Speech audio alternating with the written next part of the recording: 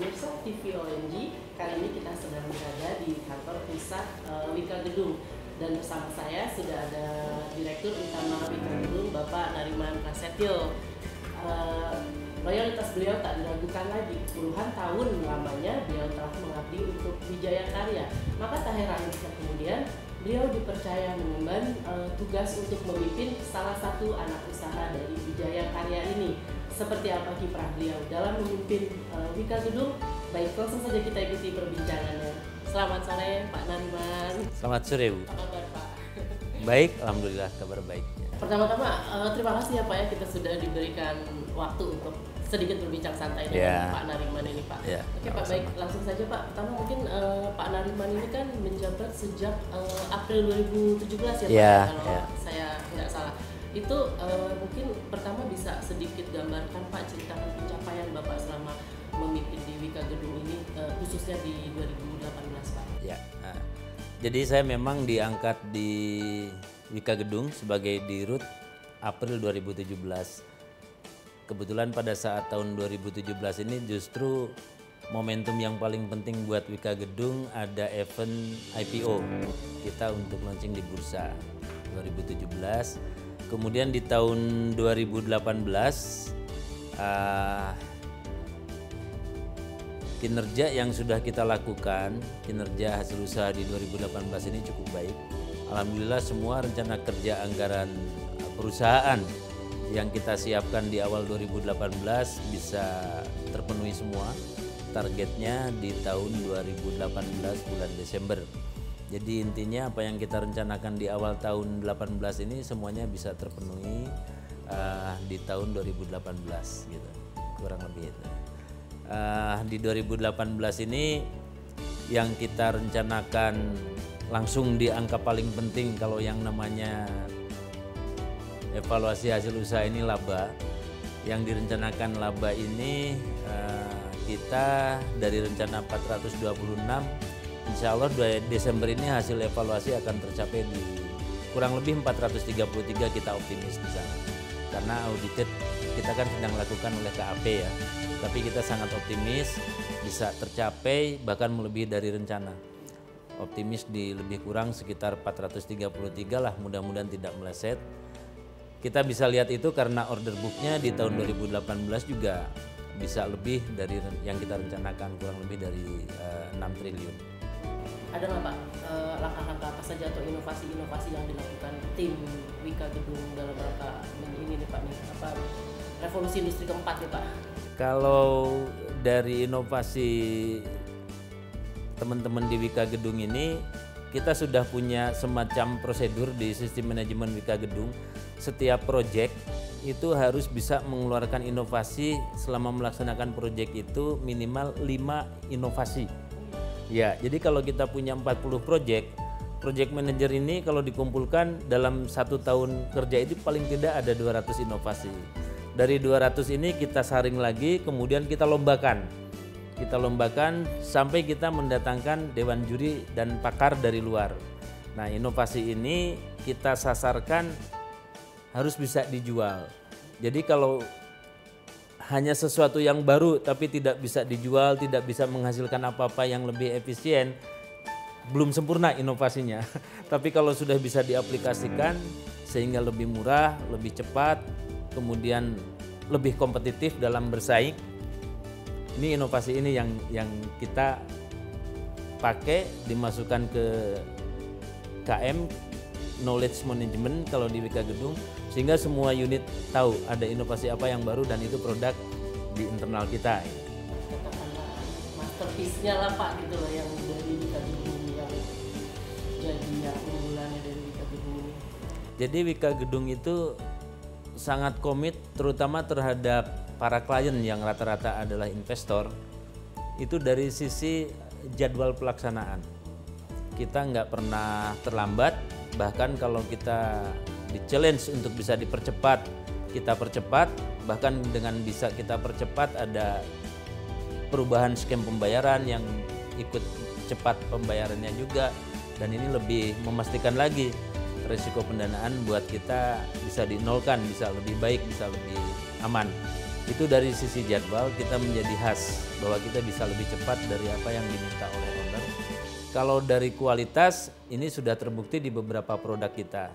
Bahkan pekerjaan-pekerjaan Wika Gedung ini yang bertaraf internasional seperti velodrome, kemudian equestrian, kemudian ada beberapa pekerjaan high risk lainnya yang cukup standar tinggi, ini sudah kami selesaikan. Ini bisa membuat sebuah showroom atau market yang benar-benar sudah teraplikasikan untuk klien-klien. Ini yang membuat kita menjadi lebih beda.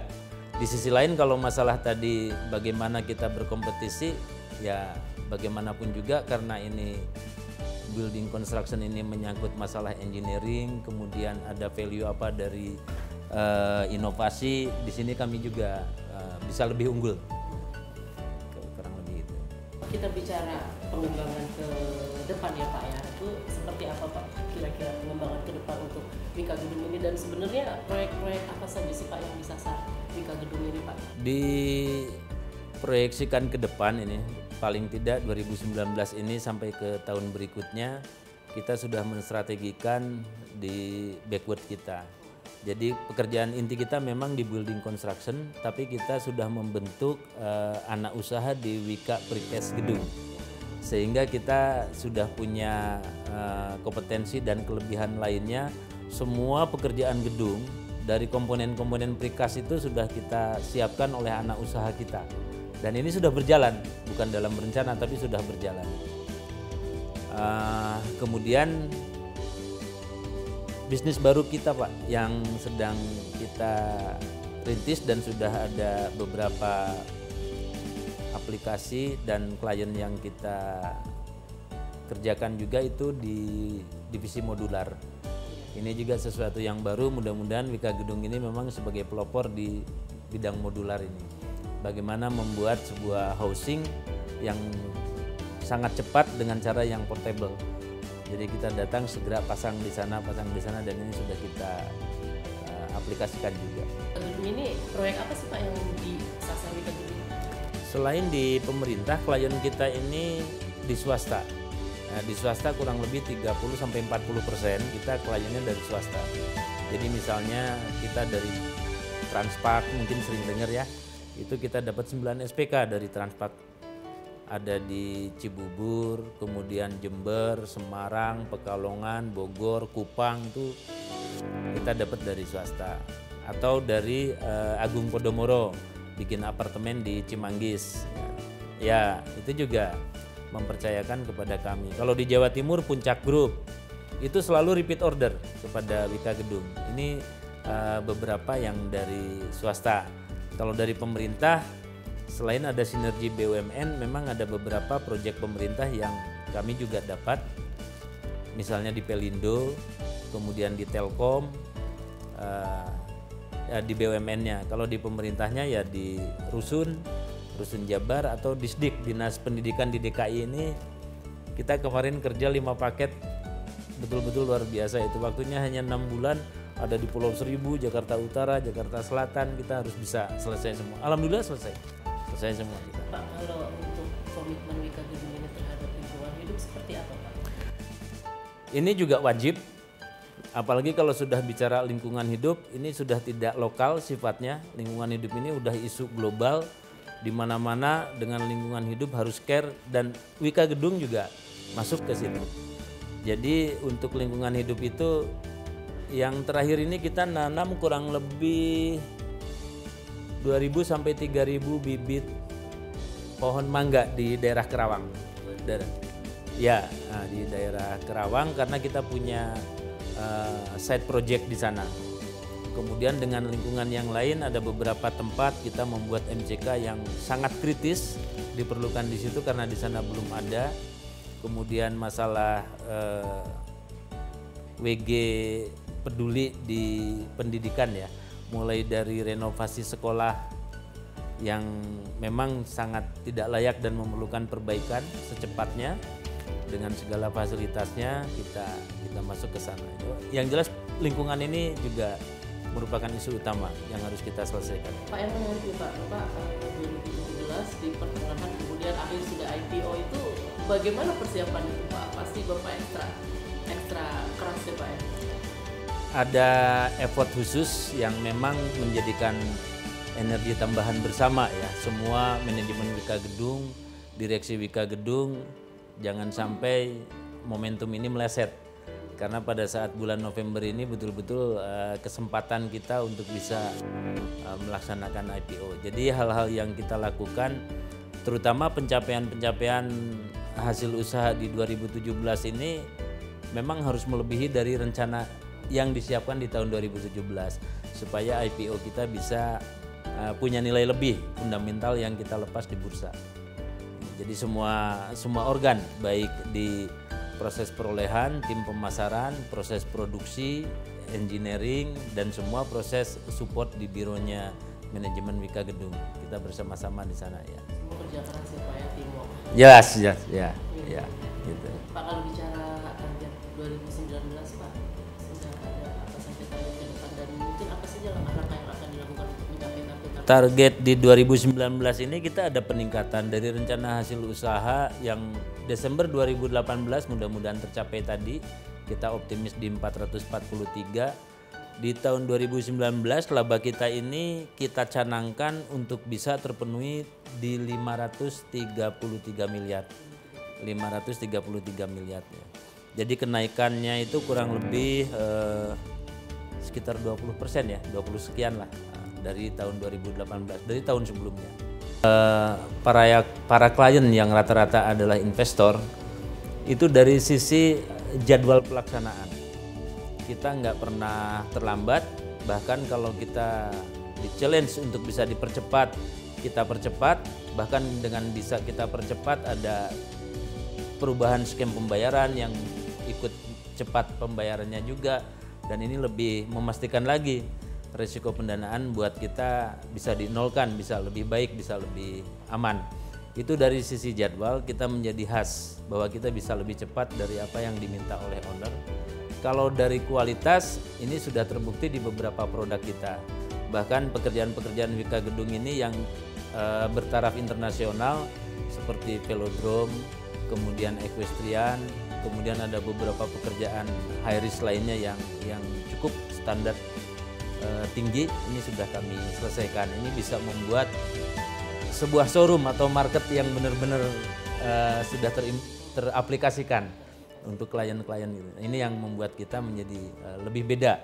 Di sisi lain kalau masalah tadi bagaimana kita berkompetisi, ya bagaimanapun juga karena ini building construction ini menyangkut masalah engineering, kemudian ada value apa dari inovasi, di sini kami juga bisa lebih unggul. Kurang lebih itu.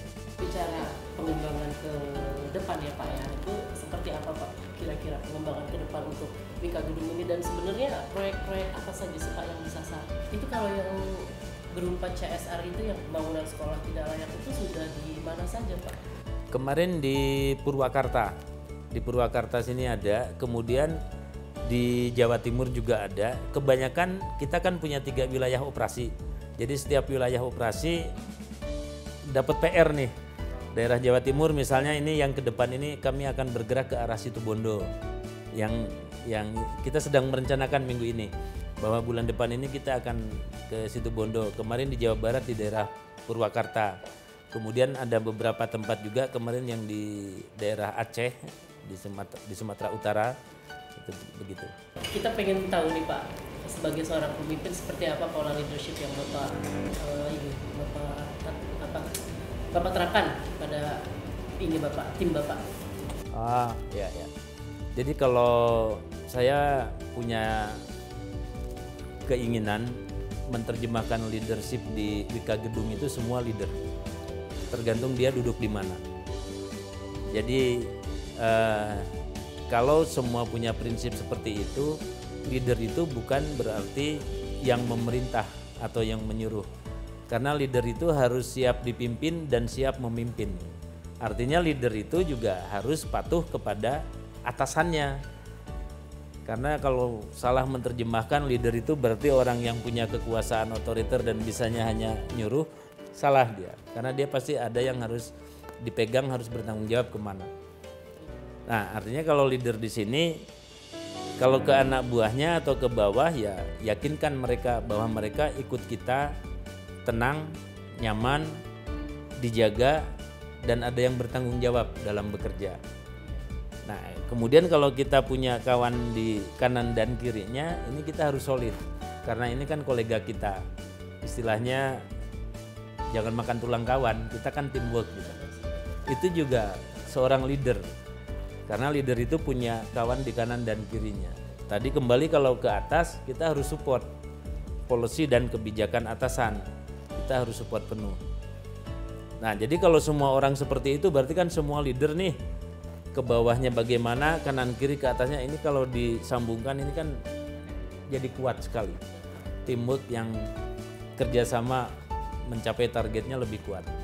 Apa sih Pak yang membuat Bapak tuh punya hasrat begitu besar di sipil gitu Pak, di infrastruktur?